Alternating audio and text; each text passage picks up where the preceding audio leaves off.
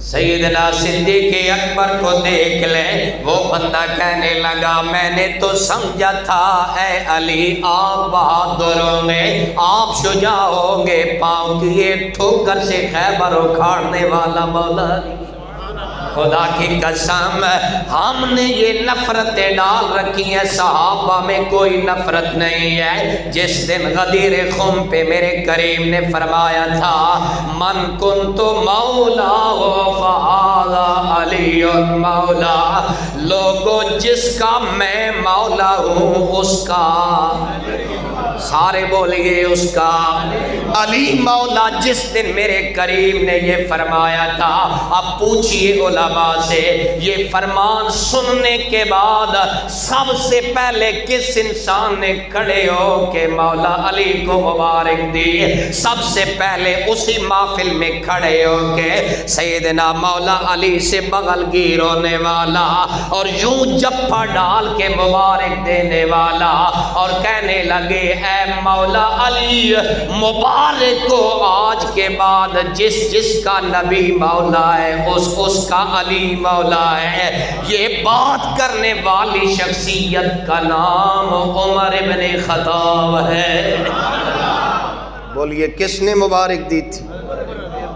ہاں جی، لہذا اے سنیو خدا را باتیں یاد رکھا کرو۔ میں نے کہا مولا علی نے کیا جواب دیا؟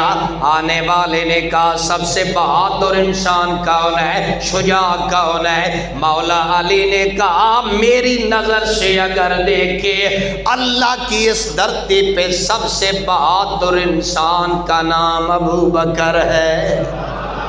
بولیے کیا کون ہے؟ سارے بولیے کون ہے؟ اسی لیے میں کہتا ہوں جو پست ذہن ہو یہ اس کے بس کی بات نہیں۔ علی سے پوچھ کے کتنے عظیم تھے صدیق، مولا علی سے پوچھئے ابو بکر کتنے عظیم۔ اور آگے جو حضرت مولا علی نے دلیل دی ہے نا، آپ نے فرمایا اے پوچھنے والے اس پہ میں تجھے دلیل یہ دیتا ہوں کہ اللہ کی بارگاہ میں اور کائنات میں سب سے بڑا شجاع ابو بکر کو میں نے کیوں کہا؟ فرمایا ذرا میدان بدر کا وہ منظر آنکھوں کے سامنے لاؤ۔ حضرت مولا علی کہنے لگے جب ہم 313 تھے ہماری تلواریں زنگ آلود تھی اور مقابلے میں ہزاروں کفار آئے تھے، ان کے پاس تلواریں بھی تھیں، نیزے بھی تھے، جنگجو بھی تھے، وسائل جنگ بھی تھے، ساری چیزیں موجود تھی۔ اس دن نبی کا پیرا اس عریش اور چھپر کے نیچے دینے کے لیے جو انسان اپنی جان کی بازی لگا کے مصطفیٰ کا پیرا دے رہا تھا وہ ابو بکر ہی تو تھا۔ فرمایا اس دن مصطفیٰ کا ساتھ دینا کوئی کم خواب کے بستر پہ لیٹنے کے مترادف تو نہیں ہے۔ فرمایا اس دن تو موت کے منہ میں اپنے آپ کو رکھنا تھا، لیکن اکیلا صدیق اکبر اس عریش مبارک کے نیچے بیٹھ کے مصطفیٰ کا پیرا دے رہا تھا۔ خدا کی قسم تصور کیجئے مولا علی کی فراست کا۔ اور خدا میں نے جو آپ کے سامنے عرض کیا اللہ کریم نے صدیق اکبر کو وہ مقام عطا فرمایا۔ قرآن کی جو آیت میں نے آپ کے سامنے عرض کی ہے فرمایا اِلَّا تَنْصُرُوهُ فَقَدْ نَصَرَهُ اللَّهُ اِذْ أَخْرَجَهُ الَّذِينَ كَفَرُوا ثَانِيَ اثْنَيْنِ إِذْ هُمَا فِي الْغَارِ۔ پیار سے کہیں سبحان اللہ۔ میں نے کہا صدیق اکبر یوں نبی کے ساتھ رہا جیسے بندے کے ساتھ سایہ ہوتا۔ ذرا دیکھتے جائے ہجرت میں بھی ساتھ ہے اور غار ثور اللہ کرے اللہ کر میں دعا کرتا ہوں میرا رب آپ کو مکہ لے جائے، آپ اپنی آنکھوں سے وہ غار دیکھ کے آئے، اس غار کے اندر جب نبی موجود ہے، صدیق اکبر بھی موجود ہے، اور صدیق اکبر نے دیکھا دشمن دروازے پہ آ گیا۔ اب صدیق اکبر فکر مند ہو گیا، اپنی جان کے لیے نہیں، اس لیے فکر مند ہے ہم نے نبی کے لیے مارے کھائی ہیں، ہم نے عالم نبی کا ساتھ دیا ہے، آج ایسا موقع آ گیا صدیق اکیلا ہے، خدا کی قسم غار ثور میں جب دشمن دروازے پہ کھڑا ہے، اپنی جان کی پرواہ نہیں ہے، یار کی جان کی فکر ہے۔ اور صدیق اکبر عرض کرتے ہیں یا رسول اللہ، سارے کہتے ہیں صلی اللہ علیہ وسلم، حضور دشمن تو دروازے پہ آ گیا، اب کیا کیا جائے؟ ابھی میرا نبی بولا نہیں، فرمایا الا تنصروہ فقد نصرہ اللہ، اگر ایمان والے جو پیچھے رہ گئے مدد نبی کریں تو اللہ پہلے بھی مدد کر چکا ہے، یہ تو مفہوم میں پچھلے جمعہ پہ بیان کر چکا، اللہ مدد کر چکا ہے۔ فرمایا کب؟ فرمایا اذ اخرجہ الذین کفروا ثانی اثنین اذ ہما فی الغار، جب مکہ سے نکالے گئے تھے دونوں یار، اور اس کا کون تھے؟ فرمایا ثانی اثنین اذ ہما فی الغار، وہ دونوں دوست ایک غار میں موجود تھے اور ایک دوسرے کو کہہ رہا تھا تو فکر نہ کر، اذ یقول لصاحبہ لا تحزن ان اللہ معنا، تو فکر نہ کر، ہمارا رب ہمارے، سارے بولیے ہمارا رب ہمارے۔ میرے بھائی قرآن کے نظم عبارت تیرا اور فرمائے، بات تھوڑی سی مشکل ہے لیکن میں آسان پیرائے میں سمجھانے کی کوشش کروں گا۔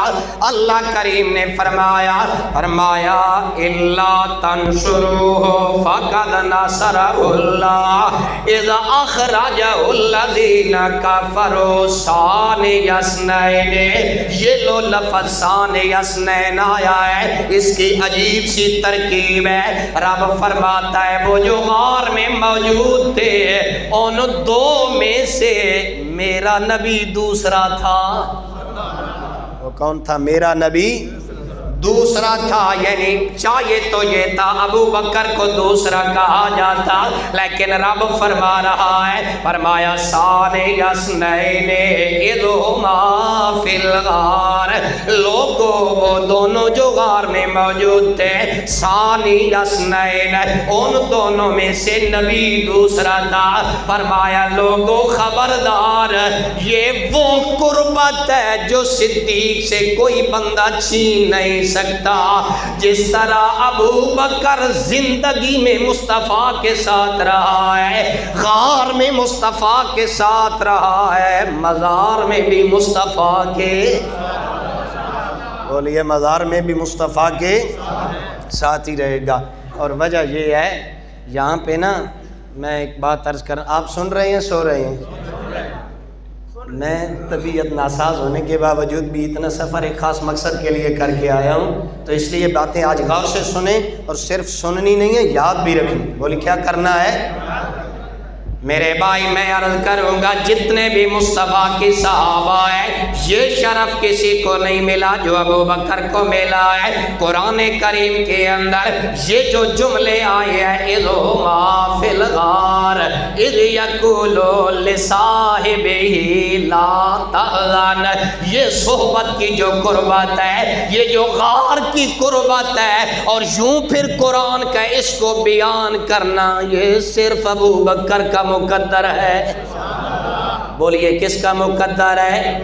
سارے بولیے کس کا مقدر ہے؟ بلکہ یوں سمجھیے میرے کریم کے جتنے صحابہ ہیں جن کا شمار آل بیت اطہار میں بھی ہوتا ہے، مثلا سیدنا امیر حمزہ سید الشہداء ہے، مصطفیٰ کے صحابی ہے، میرے نبی کے ام محترم سیدنا حضرت عباس رضی اللہ تعالیٰ عنہ صحابی ہے، حسنین کریمین صحابی ہے، سیدہ زہرا صحابیہ ہے۔ لہذا میرے بھائی جتنے مصطفیٰ کے صحابہ ہیں ان کی صحابیت روایات سے ثابت ہے۔ ابو بکر میرے نبی کا وہ صحابی ہے جس کا یہ شرف صحابیت روایت سے ثابت نہیں ہے بلکہ قرآن کی آیت سے ثابت ہے۔